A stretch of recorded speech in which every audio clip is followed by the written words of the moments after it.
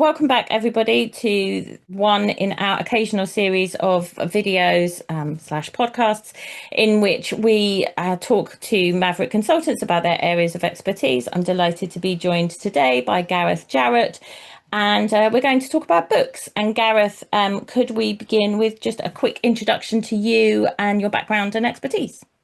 So I've always worked in the operational side of publishing, whether it's trade books with Penguin or later TNF in the academic side. Um, I've always enjoyed that part of it. I always had a real conviction. I love books, but books are nothing if people can't read them. So one of the most important things you can do is make sure you can get as many books into as many hands as possible. That's when they do the most good. So that's really me, publishing supply chain. I left TNF in 2022 and I started at Maverick shortly afterwards because I really wanted to see if I could bring some of what I'd learned over the years to a wider audience. And I was particularly concerned to be able to help small to medium-sized publishers. I felt with the complexity that was growing in the market, they as much help as possible to bring their product. I think it's really important we support small to medium publishers. They're the future of publishing professionals. They're the future for authors. They bring the content up. A vibrant ecosystem that supports publishers of all sizes is really important. For people who aren't as familiar with kind of the book landscape, the academic book landscape over the last 20 years, what would you say the big issues or the big changes have been? Well, I think some ways, I think because journals has had such a focus, um, books have sometimes taken a bit of a back seat with some publishers. Not all publishers, I'd to stress, but certainly with some of them. And I think that's understandable. Journals, I don't want to oversimplify it, but in some ways, because it was historically a subscriptions model and you had a relatively linear supply chain, I think it was a much more understandable one for investors. And I think it was seen as there were more opportunities to develop it and to automate it and to make it as refined and efficient as possible. Books, I think, was seen as a little bit more were and a bit way. Sometimes it was harder to predict demand. You had lots of different formats. You had more complex supply chains, and you also had more risk. You could have risk on. You could be damned if you do, damned if you don't. You could have plenty of availability and you could fill warehouses with stock and just put all your cash into it and with no return. The alternative is you could try to be more cautious and then you wouldn't have the availability when it was needed. So I think it was a more complex, a bit more of a precocious beast. And so some publishers have really just had it on a care and maintenance basis, whilst journals got a lot of focus.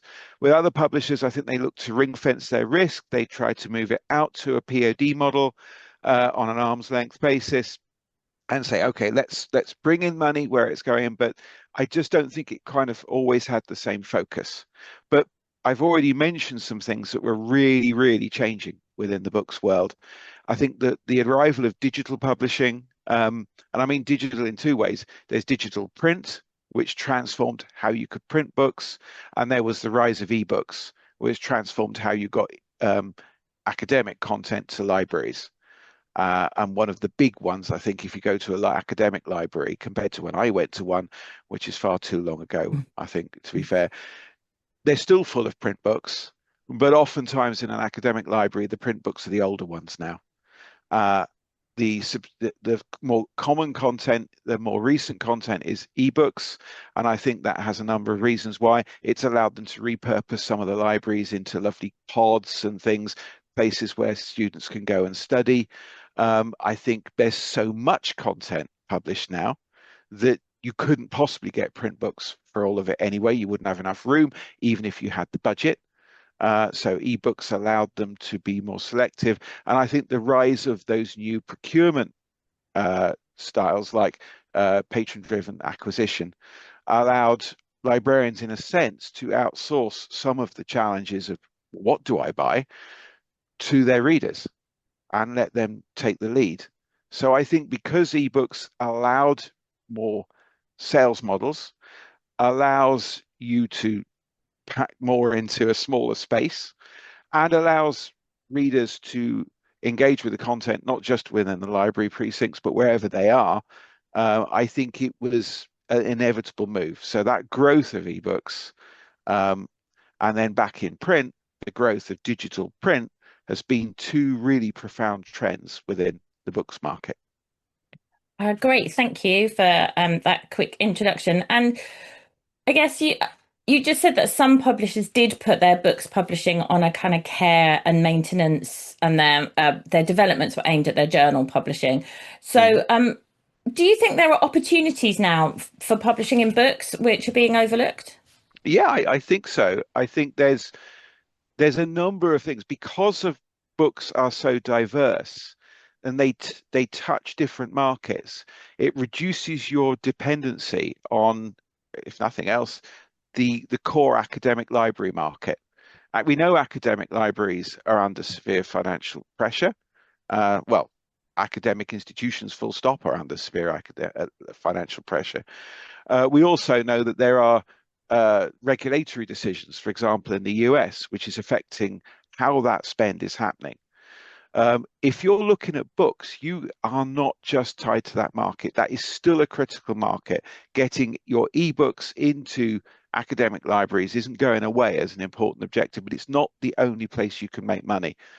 You've got different sectors and you've got different regions. So in and critically, there's trade sales. That could be to academics who want to buy it themselves. That could be to businesses for whom and other non-profits and uh, research bodies that sit outside of the traditional academic groups who may want this product, and they're interested bystanders. And you can tap them through your own e-commerce platforms. You can do it through the likes of Amazon. You can even, if you've got the right kind of book, get into traditional bricks and mortar. But there are a number of different channels where you can actually still buy, and you are separate from that academic library funding zone. For publishers who maybe haven't had this as a big priority for a while, what would you say are the benefits of having like a really thoughtful, comprehensive book strategy in place? I think the benefits are you can tap this. I think, there's a lot of things you need to do to be able to do all of this. You've got to start with, well, who are your customers? There is not, one of the things about books is that it's not a one size fits all. Um, there are very different kind of books for very different kind of genres. Um, some books, a 6 by 9 academic monograph in the humanities and social sciences is a very different beast for an art book for museums and galleries or whatever, which again is academic adjacent.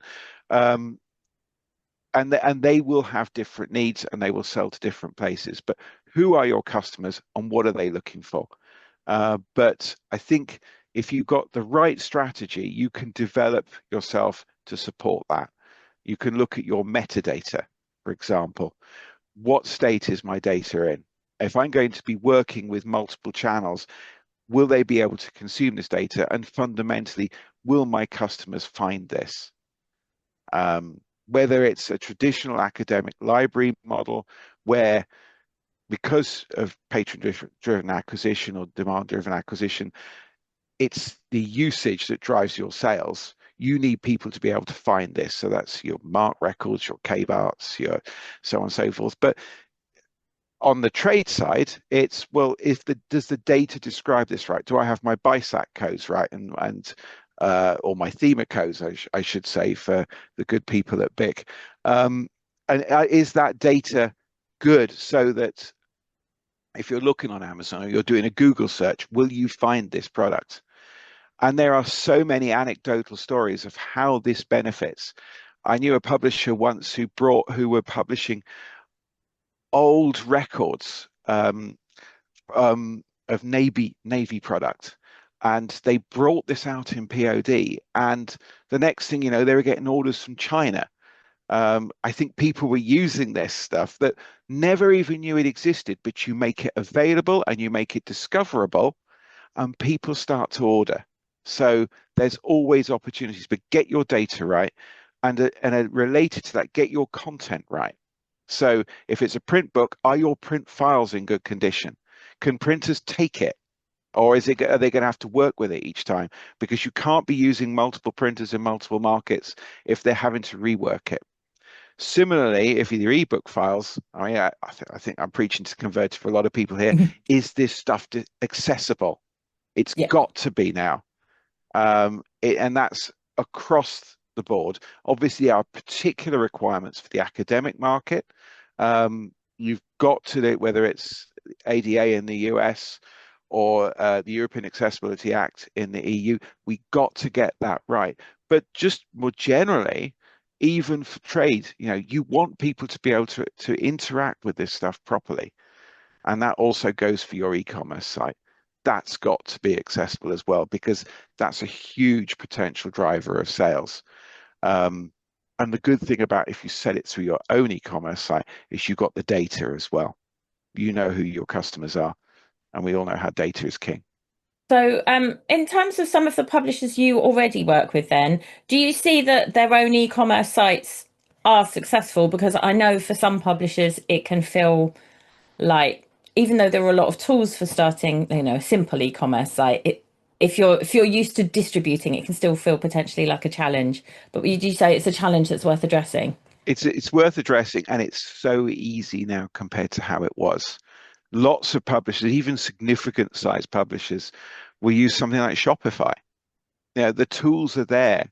Um, you can pay at different levels for different levels of Shopify, but it's no longer difficult to bring content to market in that way and have that ownership of the data. I think it's fair to say 10 years ago, marketing teams might have seen that site as a shop window, but you do your sales elsewhere. It's a marketing tool. It isn't now. If you've got as long as it is discoverable enough, it gets high enough up the Google search rankings, and that's always going to be something you've got to be working towards. You can bring people there because you can do different things. When you work with Amazon, yes, there are things you can do in terms of promotions, but you're always working at arm's length. You have control within your own e-commerce site to be able to target the customers in exactly the way you want to, whether that's voucher codes, whether it's just targeted price cuts on certain products, or that you want to move, or that you see that is relevant because of the news or whatever. There are ways that you can use your e-commerce in that way to really try and drive people to your site. And obviously, you're not giving away all of that discount to a third party. So it is financially lucrative. Obviously, we partner with publishers to solve their problems. We're a consultancy, Mm. and that's pretty much what we do. If I know that you help people with issues with their books supply chain and help Yeah. people to streamline things and look at that tech stack that they have and whether or not that's working for them. We don't often like directly pitch these videos because it's just more interesting to help people out. But if somebody is intrigued and wants to get to know you more, and because they're thinking about we think this is a massive market opportunity for a lot of smaller publishers. Mm. At what stage could they ring you, or get in touch with Maverick to begin having a conversation about sort of how you might help or how you might put some of those structures in place? I think as early as they feel comfortable doing so. I think the earlier we have a conversation, the earlier we can try and work out what works for them. I keep saying the same message, that it's not a one size fits all. There are people out there who says, print, it's fine. Shove it all into POD, or just do this. And that's not fair. Publishing is a diverse breed. Even within academic, there is a lot of diversity in the subject matter and the kind of books that are required to support that, and the different markets that they will sell into. So the best thing to do is to get in touch when you're ready and say, these are my products, this is my markets, these are my customers. What's the best way of tapping this? Where in this particular area is the growth going to come from? There is growth out there. It is a hard market. There's no denying that, but there are opportunities. And so you can then focus on the ones that work best for you. Is there anything I haven't asked you that you think would be good for publishers to think about in terms of their book publishing, or potentially, as you say, it's diverse, so they need to get in touch with you to have more specific conversations? I think that is the one. I think it's be courageous a little bit. There are, yeah, it's not always easy, but I think because you can offer so much to your publishers, your authors, sorry, um, and there are markets out there that are often unserved. It's a double win if you can do this right. So I don't think there's anything else off the top of my head, to be honest. Brilliant, thank you. All that remains for me to say is thank you very much for taking the time to chat to us today. It was really Hmm. interesting. And if you're a publisher watching or listening to this, then please get in touch with Maverick. All of the links and everything will be down below. Brilliant. Good to speak to you.